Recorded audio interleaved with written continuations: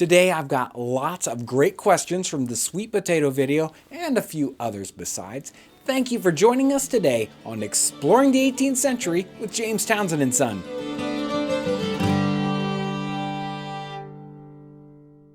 I want to thank you guys all for these great questions and your wonderful comments, your wonderful compliments even. Becky Ezra says, what did they use instead of sugar? Sugar substitutes in the 18th century. Let's think about that. I've got 3 or 4 quick answers. I maybe don't have them all here, but honey, molasses, maple sugar, and raisins are all ones I could think of right off the bat. Those are all common substitutes.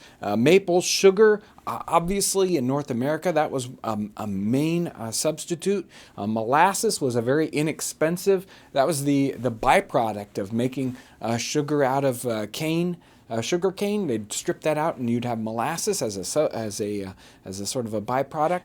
And honey is an obvious old time substitute for sugar, and used before they had real sugar. Dan Morgan asks, I see some reddish streaks in the pudding. Is that from the currants? It looks really good except for the cream. The ingredients are all quite inexpensive.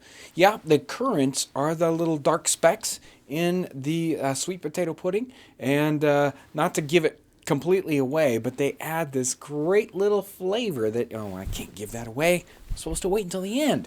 Anyway, also the cream part. Yeah, you could probably substitute milk if you want to make a less expensive version of it. It probably turn out almost as well. Shinka's back with another little question here. She says, who does the dishes? Well, I got a funny little story about the dishes. Kevin usually does the dishes, but the other day he couldn't do the dishes because he dumped he'd done a couple of boiled puddings, and he dumped the boiled pudding water down his drain, which we've learned you should never ever do that because the suet that you've used in that is all over in that water, and you dump it down the drain, and the suet turns hard, and it blocked up his drain with like 3 or 4 inches of solid suet in your drain, and that's impossible to get through. So don't ever dump your pudding water out down your kitchen drain. Just don't do it.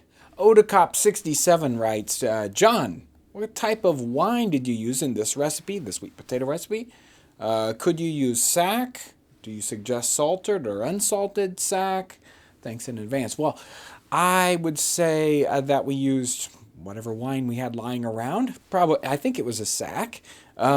Any regular cooking wine is going to work fine. It isn't a major flavor note, so it's not going to make a lot of difference which wine you use. Our next question is from Rebecca. She's asking in the sweet potato pudding recipe, she says, do you have any advice for baking over the fire?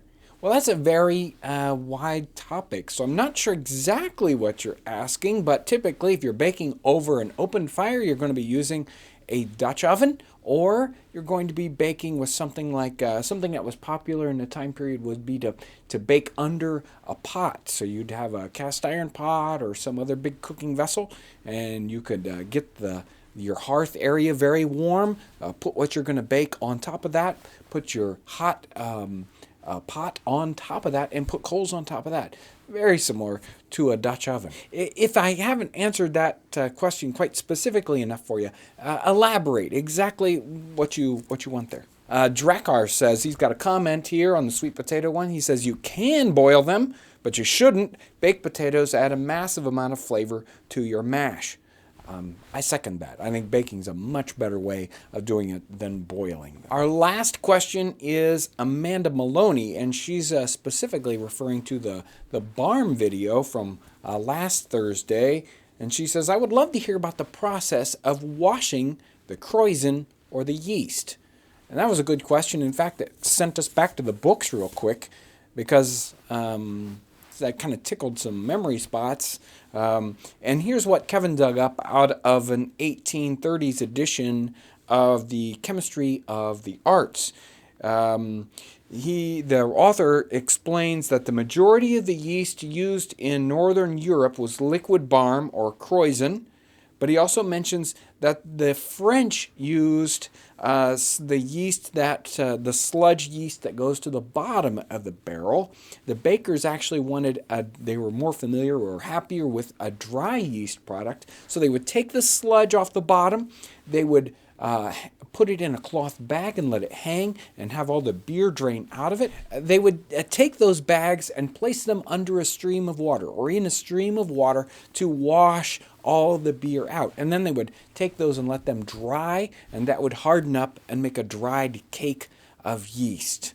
So that's what's written here in about the 1830s. We haven't found anything earlier specifically on that, but it's likely that they did something very similar earlier than this. I do want to thank all you wonderful viewers out there. Thanks for watching these videos. Thank you so much for subscribing to this channel and for your great questions and comments. If you've got questions, whether it's related to our 18th century cooking series, the 18th century in general, to James Townsend and Son and our products, any of those kinds of questions, I would love to hear. Make sure to give us your questions in the comments below. If you haven't already, please subscribe to our YouTube channel. Also, you can see our website and request a print catalog. I want to thank you for joining us today as we explore the 18th century.